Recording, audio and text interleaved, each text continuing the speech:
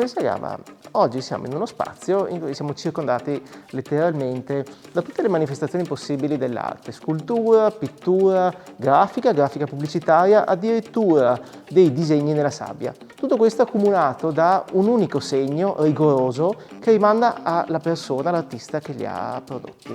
Si può parlare di questo artista? Siamo nello studio di Maurizio Armellin, vittoriese, docente al Liceo Munari di Vittorio Veneto di grafica, e qui in questo suo mondo possiamo davvero scoprire quell'universo di segni, di figure che popola da tanti anni il suo universo creativo, un universo ricco, straordinario, che non contempla soltanto pittura ma anche altre espressioni. È una costante dell'artista il tema della maschera, una maschera che attraversa tutta la storia dell'arte. Infatti in questo soggetto noi possiamo scoprire dal primitivo all'effetto caricaturale, alla quotidianità. È interessante come la maschera viene poi declinata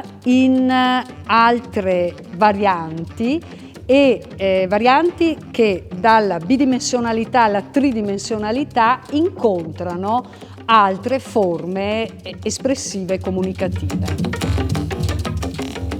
Qui notiamo i colori accesi, l'accostamento, il tema del fiore, il tema del cuore che esprime la gioia di vivere.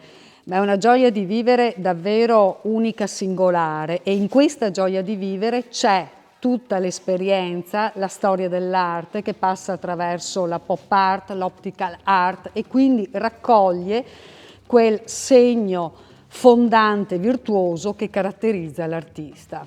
Ma diciamo che tutto il mio lavoro è una continua ricerca in evoluzione, nel senso che fin da giovane sono sempre stato attratto per la ricerca, la sperimentazione e le nuove tecnologie che io mescolo e ribalto all'interno della mia ricerca, che è trasversale e che non è una ricerca specifica che riguarda il mondo della pittura così consolidata come tradizionale, ma bensì diciamo esce un po' dagli schemi. Negli ingredienti che ci metto nel mio lavoro, il mondo che mi circonda è quello quotidiano, casalingo, e quindi nascono tutta una serie di prodotti, di opere che riguardano diciamo l'ambiente, la colazione, il cibo, questo, quell'altro, il viaggio che lo racconto attraverso il mare, e poi la pandemia che è diciamo il tema della nostra contemporaneità, che lo racconto attraverso le mie facce in evoluzione che partono diciamo da quella che poteva essere la maschera tradizionale, appunto prima citata dalla Lorena, e che poi ha una sua evoluzione e si colloca all'interno della nostra quotidianità con quelle che sono le frasi e le citazioni diciamo che ci coinvolgono, ci riguardano. All'interno di tutto questo mondo c'è questo mio collage di fare di ricerca che viene poi riproposto all'interno del prodotto di comunicazione, del prodotto artistico, diciamo anche per un mondo abbastanza di nicchia, per il mondo del vino, per il mondo del cibo.